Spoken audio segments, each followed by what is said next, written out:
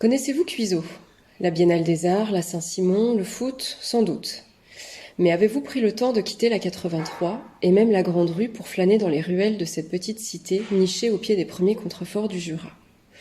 Sur ces derniers, la côte, comme on dit ici, la vigne était très présente, activité agricole remontant en ces lieux dès l'époque gallo-romaine.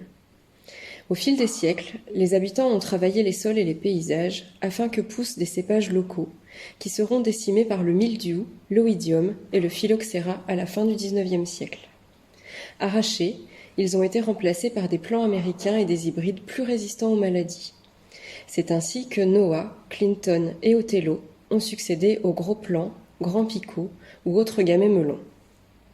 Cultivée principalement pour la consommation familiale, la vigne sera présente dans le quotidien des habitants jusqu'à la veille de la Première Guerre mondiale.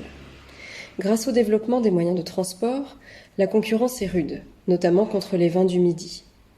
Et la petite boucherie du père Moret se développant de manière importante, une main-d'œuvre est recherchée. De paysans vignerons, les cuiseliens deviennent paysans salariés. Dans les années 1980, l'écomusée de la Bresse bourguignonne a collecté objets, témoignages et savoir-faire liés à l'activité viticole à Cuiseaux, qui était encore bien dans les esprits. Grâce à eux, l'antenne La Maison de la Vigne et du Vin a ouvert ses portes en 1986, dans l'ancienne maison de la mère Sorgue, à 2 pas du château des Princes d'Orange. 30 ans plus tard, le lieu est devenu Maison de la mémoire cuiselienne, de la vigne à l'usine, afin de prendre en compte cette mutation économique, sociale et humaine.